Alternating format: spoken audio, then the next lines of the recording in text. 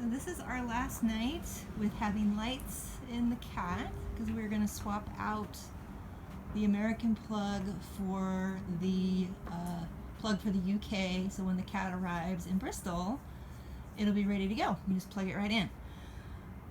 I'm gonna miss this kitty. It's been so nice having her here.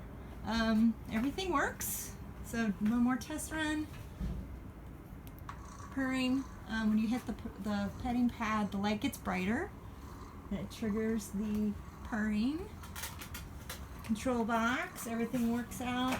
Fits nicely. I'm digging the lights. She looks great.